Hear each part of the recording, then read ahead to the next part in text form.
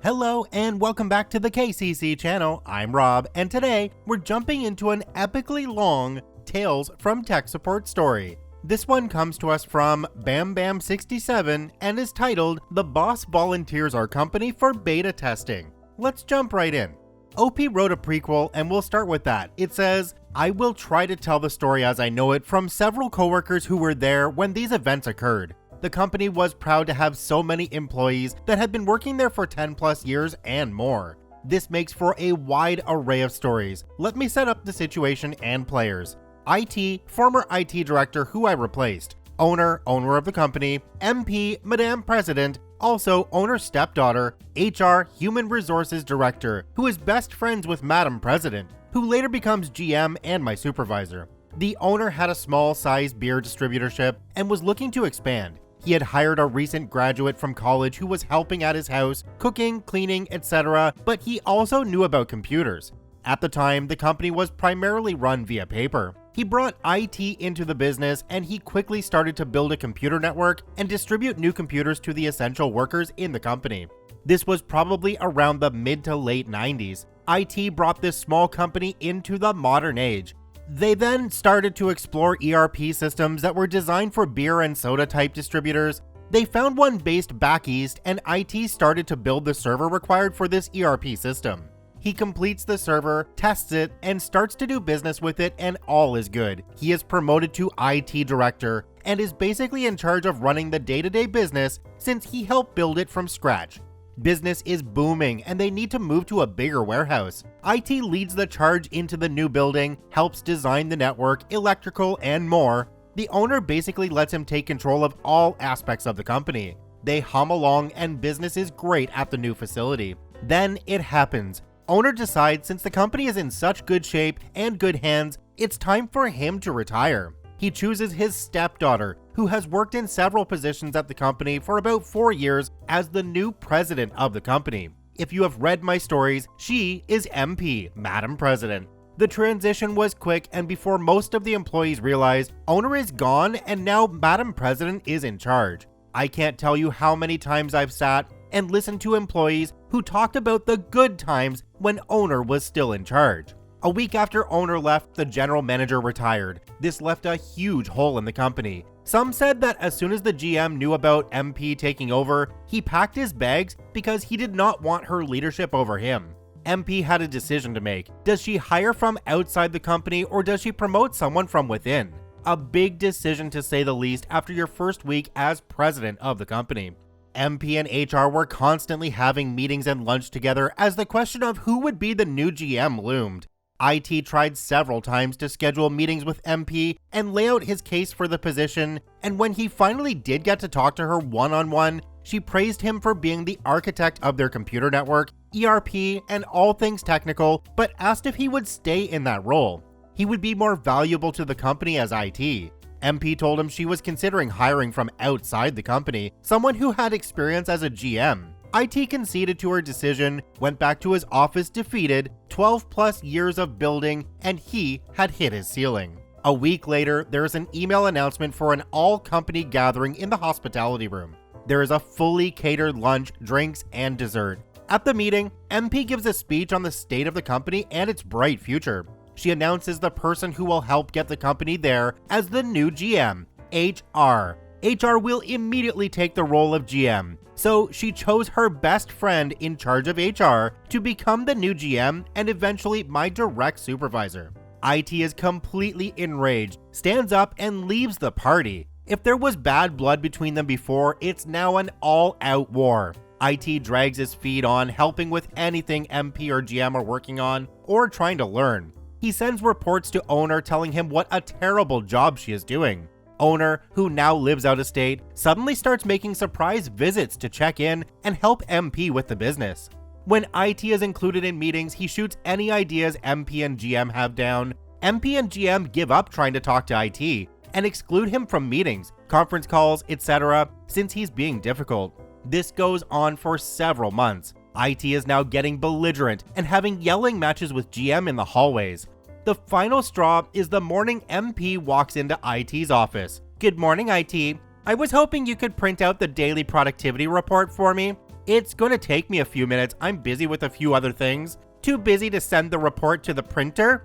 Yes, being a complete a-hole. Then this apparently happened. As she is standing behind his desk asking for the report, an email pops up on his screen, and it's not an email for him, it's one of her emails. What is that? What is what? That email, that's my email. Oh, that. I've been working on the Exchange server and just doing some testing. He wasn't. Testing with my email? I can't believe you are reading my email. That's it. We're done. You're fired.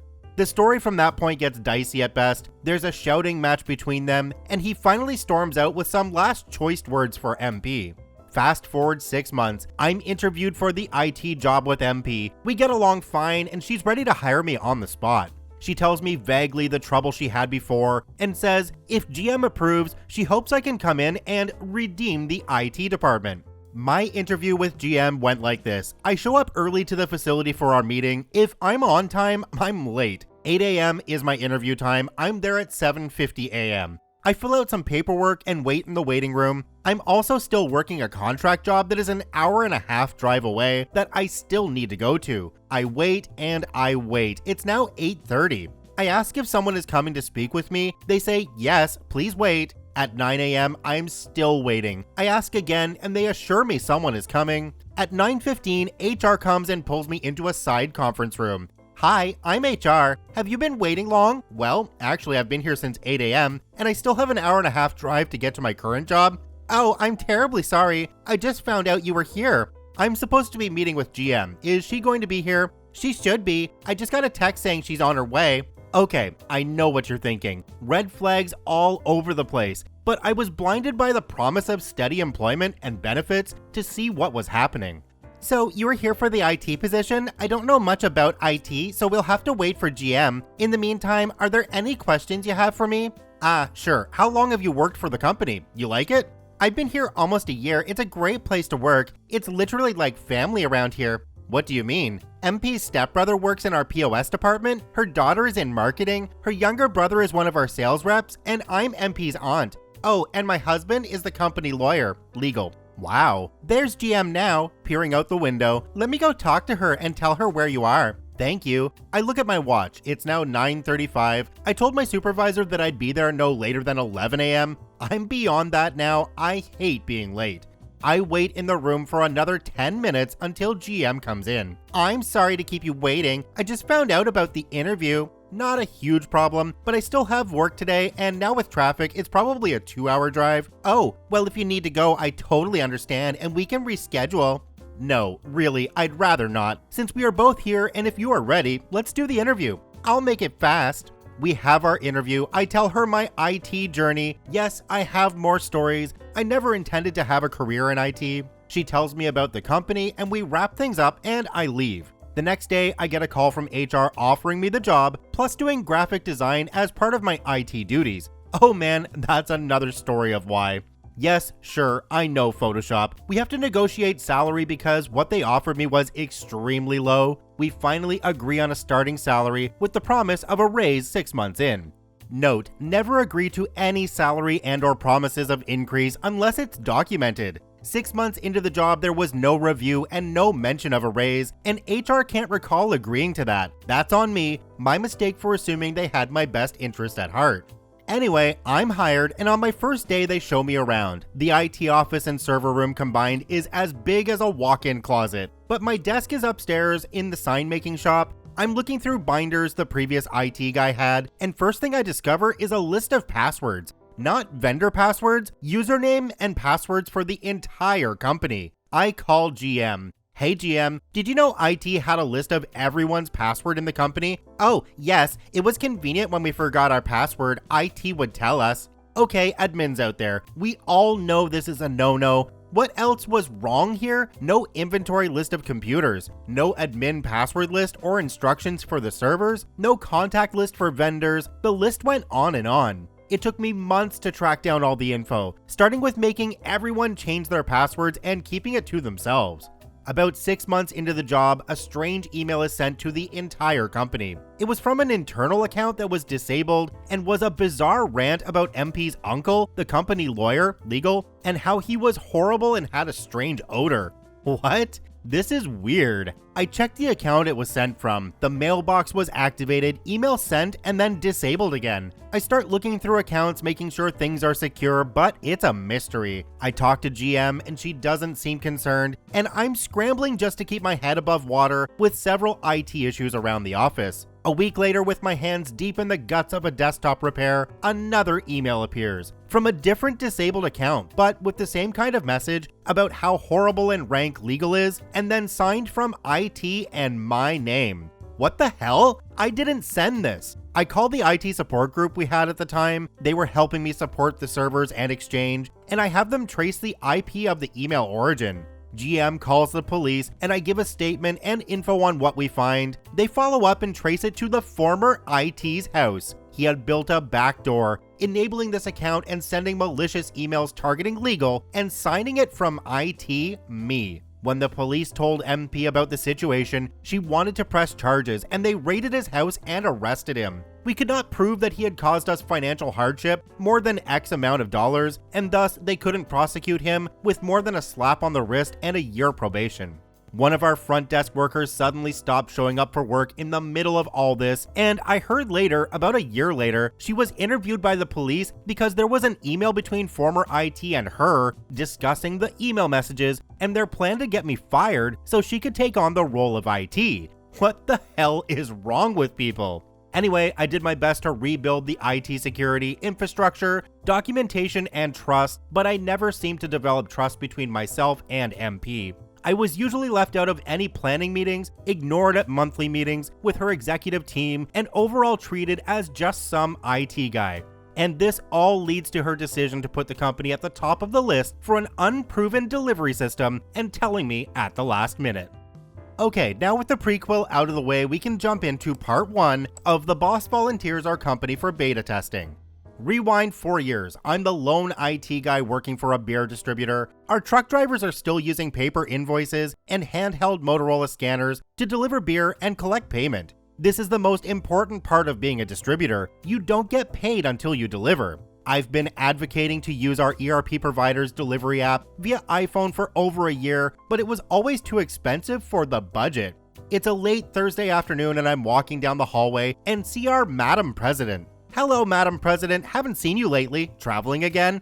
As a matter of fact, I just got back from a conference and I've set us up with a new delivery system for the drivers. Shocked that she would do that without telling her IT director, me, I reply, "Oh wow, that's great news. Will it work on both iPhones and iPads, or do we still use the handheld Zebras? I don't know. Is it compatible with our current ERP system? It's supposed to be. So it's compatible with our ERP's cloud? I guess so. Let me do this. I'll send you the contact info of the team that's coming out to help launch it, and I'm sure they can answer your questions."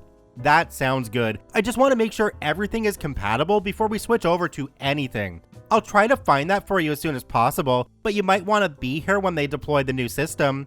Of course, if I'm going to support it, I'll need to know as much as possible. Great, they fly in on Sunday and they will start the process Monday morning before the trucks roll out. This Monday? Yes, so you better give them a call tomorrow and make sure we are good to go. I'll email you the contact information. We'll be only the second company on the West Coast to use their system. It's very exciting.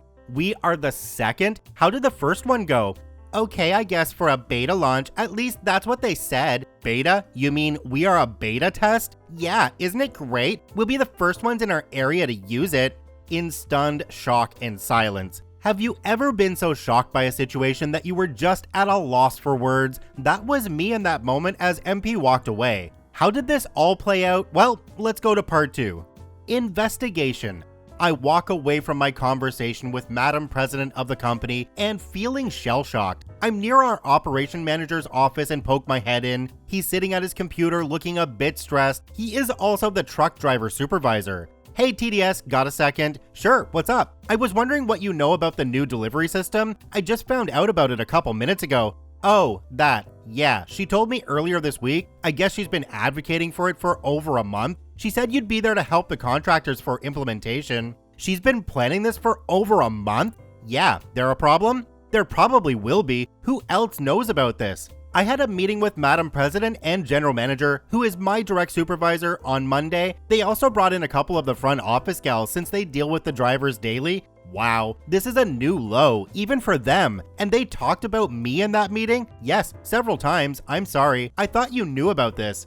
You have no reason to apologize. I need to talk to GM. What time do the drivers leave Monday? They usually leave about 4:30 a.m., but we are planning early training, so I'm having the guys come in at 3:30 a.m. Who's doing the training? I was assuming you were, but it must be one of the contractors. I hope it's one of them. I'll be there at 3:30 a.m. with the rest of the guys. I leave his office and go directly to my supervisor, the GM's office. Hey OP, what's up? I'm a bit upset, trying to stay calm. You seem really upset. What's wrong? When was someone going to tell me about the new delivery system? MP said she would talk to you. Yeah, she did, about 10 minutes ago. Oh, she dropped her head trying not to look embarrassed. Side note, GM and MP are best friends, so any complaint I have of either of them goes mute. I'm beyond upset, and now wondering what this new system requires. I don't want to panic before I know the details. There shouldn't be much for you to do. They assigned us 3 contractors that will start the implementation on Monday. I'll send over their contact info. You might want to call them and see if there's anything to be done on our end.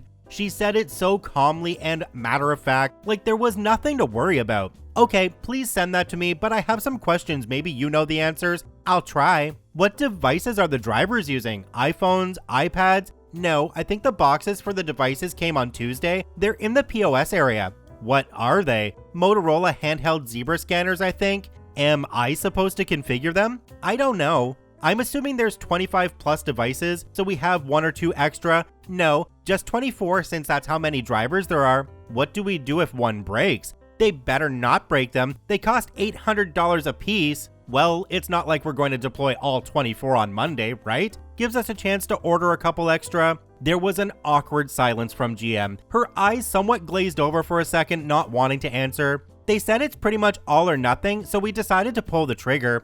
You have to be crapping me. Deploying all of them at the same time I couldn't think of a word that could sum up the possible scenario on Monday. Is there any way to delay this? The contractors are booked up. MP had to convince them to come now, or otherwise we'd have to wait another month. We are lucky we have them through Wednesday. Wednesday? Lucky? This keeps getting better and better. I'm going to grab the devices. I need that contact info now. I leave her office and go directly to the POS area. POS meets me there. Are these supposed to go to you? They have MP's name on them. Unfortunately, yes. Sensing my stress, here, I'll get the hand track and help you take them to your office. POS was sympathetic that day. I opened the boxes to find 24 older, but new in the box, Motorola handheld zebra scanners.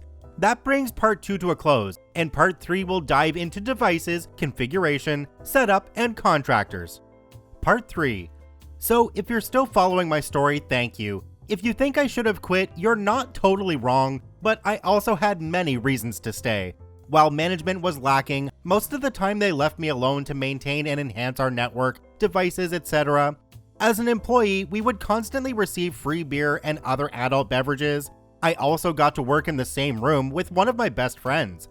So for all the negatives, it had a lot of positive too. That's just to address some comments from part 1 and 2. Now back to the story.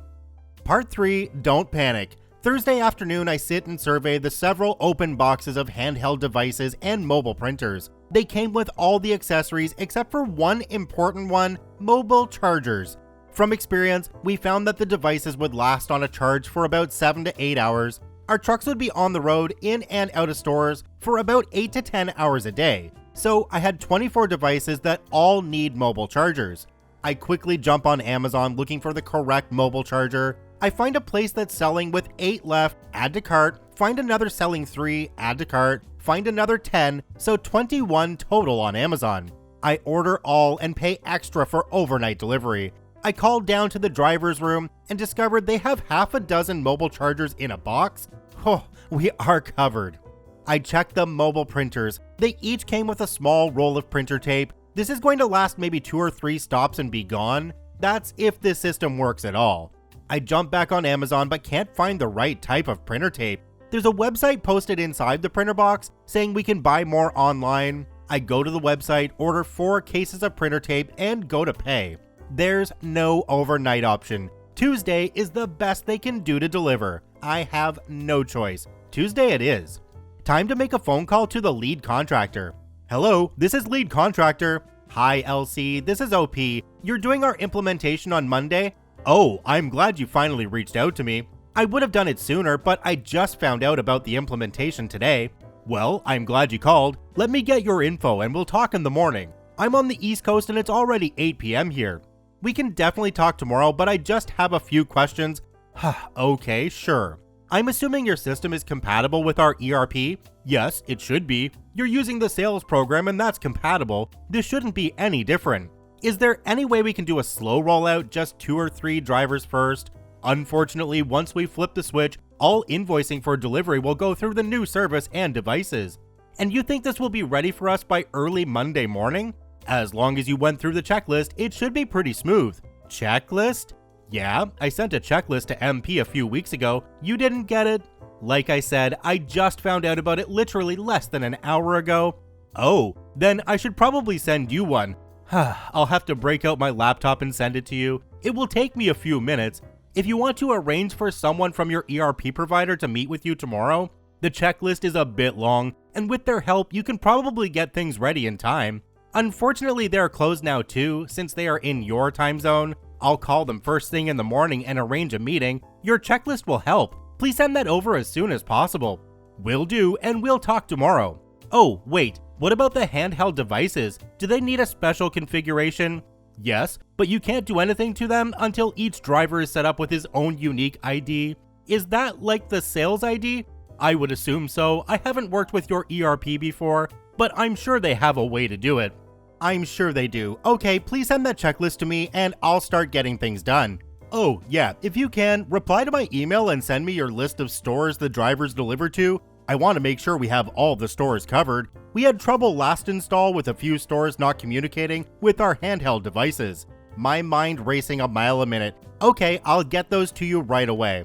I unbox all the handheld devices and printers and find some extra power strips and start to charge all the batteries and sync each device with specific printer. I was trying to do everything I could ahead of time. I finally went home feeling defeated by the day, considering my options. Do I quit? Do I stay and get it done? I had one of the worst restless nights and got up early and went straight to the office. Friday, I find in my email the checklist and contact names and numbers for the contractors coming on Sunday. The list has a dozen things on it. Half of them I'd never heard or seen before on our ERP. They are all switches and toggles that need to be changed in our setup. I make the call to the ERP and request someone call me so I can make sense of all the requirements. This is OP, can I help you? Hey OP, this is ERP. I haven't talked to you for a while. ERP helped with our transition from local hosted server to their cloud service. ERP was great and helped so much that beyond the normal issues of users using the old system versus the new, it was relatively painless. Yeah, since we upgraded to the cloud, I've got something new I need your help on. We're going to a new delivery system starting Monday, and I need help getting things set up. Waiting to the last minute, eh? Yes and no, I just found out about it yesterday afternoon. Now I have today and Saturday to get everything set up in time for Monday's delivery. Oh. His chuckle quickly disappeared. Can I forward this checklist to you so you can see what we need? Yes, of course. Any chance I can have you on speed dial Monday morning? Yes, absolutely, with a nervous chuckle. ERP and I went through the checklist and he did what he could on his side. He recognized the configuration was close to the sales program we used. I asked for the best way to get a list of all our stores, and he pulled it up, exported it, and sent it to me seemingly before I finished asking. Just a shout out to all the quality IT support individuals out there. Thank you, thank you, thank you. Without people like you, I would have never made it in IT. I had a 14-hour workday that day, not my typical Friday. I set up each driver's unique ID, had a meeting with the front desk staff, talked to Elsie again, and she confirmed all the stores were covered. I was able to connect each handheld device to the driver's unique ID, labeled them for each driver, set up a charging station cubby for each device, and did one last and most important thing. I made sure we could still print out the invoices on paper for each driver just as a backup. I told this to Elsie and she started laughing. "Don't waste your paper," she said. Next up, Part 4, Implementation Day. This is it, Part 4 and 5, and the end. Thank you all for joining me on this IT journey. I could hardly sleep Sunday night as the pending implementation of new delivery system was looming. I pulled in the parking lot at about 3:15 a.m. Monday morning, hoping I had done enough to actually pull this off. The 3 consultants sat in the large conference room where we had gathered many times before with a full bar and pool table. There was no celebration going on today. The drivers shuffled in one by one, and I could tell they were not amused by the early start or the training. The TDS introduced LC and what they were about to do. I sat and tried to pay close attention because these guys were going to call me for support, not LC. LC started the training. It was your typical picture of each screen with descriptions. One of the drivers asked if the presentation was something they could take with them. LC didn't make copies, but she could email to them. I immediately stood up because LC sent me a copy of the presentation about a half hour earlier, and I proceeded to make copies. The glazed look on their faces as they went from screen to screen was apparent. She took a dozen questions and tried to answer as best she could. There were 2 important things at the end: a help desk phone number and a reminder that if things didn't work, they could use the paper invoices. Most stores would accept paper, but one store would absolutely not: Safeway. Safeway is also known as Vons down in Southern California. It was also one of our biggest accounts. The drivers log onto their devices and take off late. It took about 15 minutes before the first call came in. Driver A at Safeway. The device won't transfer the invoice. I walk over to the contractors and let them know the problem, and they start typing away. Have the driver try again. Doesn't work. Looking at the configuration setting, try again. Nope. Another change. No. Until finally, they say the driver needs to call the helpline. LC, I thought you 3 were the helpline. We can only do so much from here, but I gave you full access to our system and you programmed yours. It must be a problem with your ERP system, but we don't have a problem with transferring data with Safeway via our ERP. We've been doing it for years. Let me call my ERP guy and maybe you 2 should talk. I call ERP and I hand over the phone to LC. They talk and talk and talk, all very technical jargon, as TDS comes over worried about the first stop at Safeway. Are they able to fix the Safeway delivery? They are trying. I can't stress enough how important it is for Safeway to work. They are our biggest customer, and we can't miss our deliveries to them. I turn back to LC. She is arguing with ERP and gives me back the phone. He won't admit the problem is on his side. I put the phone to my ear. It's not a problem with our ERP system. Hey ERP, I can tell this isn't an easy fix. We've got a driver who can't deliver. Is there anything you can do? I could manually switch that Safeway back to the old system. You sync a device and transfer. TDS walks over. What's the verdict? Can they fix it? Looking at the contractors. Not right now. Do you know which Safeway driver A is at? Yep. Go grab one of the old devices and we'll sync it. You'll need to drive it out to him, but it should work. I go back to the phone. ERP, switch that Safeway back to your system. LC looks up at me from the conference table. You're making a mistake. I'm sure we can fix it, but you just said we need to call the help desk because you can't fix it. I've got the device. ERP, is that account ready? It is now. Go ahead and sync. TDS, sync it and go. So that was just one example of the foobar that morning. Other issues came and went, and the contractors were able to fix throughout the day. Anytime a driver called the help desk number, they had to leave a message and wait 15 to 20 minutes minimum for a callback. This put them way behind schedule. I stayed until the truck started rolling back in that evening. There were several drivers who we never heard from during the day, which made me curious and nervous. I found out that they didn't use the new system at all and only used their paper invoices. Other drivers who actually used the system rolled in late and discouraged. It was obvious they didn't like this new system. One curious event happened every time. Every Safeway refused to work. We ended up manually transferring all Safeways for that day. LC said the problem would be fixed by the next day. It wasn't, and I had ERP transfer every Safeway back to the original system. 3 days came and went and the contractors were off to the next implementation, offering us no solution. I was left trying to explain to TDS and GM why things didn't work. I had no real answer, but I did provide a solution. The drivers going to Safeway would have to bring both types of devices, one for Safeway, one for all others. TDS would have to deal with the drivers who refused to use it at all. Instead of our drivers making deliveries faster, like MP was promised, they averaged an hour slower. MP, GM, and TDS had a meeting with me about 4 weeks later and asked if I could fix it. You want me to fix it? You know the most about it. I know how to get it ready for deliveries, but I don't know how to program it. There seems to be a new issue every week, and that doesn't include the Safeway problem. Contact ERP and tell them we need someone dedicated to fix this. I have a contact at the new delivery system that will work with them. I don't care how much this costs. I need you to fix it. From this meeting, I worked for 5 months. Yes, 5 months trying to get it fixed. Most of the time was trying to coordinate changes to the Safeway accounts and then having the drivers try it over and over again. I made several trips myself when there was an extra device available. It never worked. It became part of my daily workday with increased calls to my cell phone starting around 4:30 a.m. and ending around 10 p.m. I sent progress reports weekly to PM, GM, and TDS. Then the call came from MP. Hi MP, what can I do for you? I just talked to the GM and she said we are still having issues with Safeway. Among other things, yeah, you should be getting my updates every Friday. Oh, I don't read those. GM lets me know if something important needs to be addressed. Well, what would you like me to do? I'm going to set up a conference call with the new delivery system people. The head programmer, VP of sales, and help desk all want to talk to us and find out how they can fix it since you can't seem to. I need you there to tell them what we need.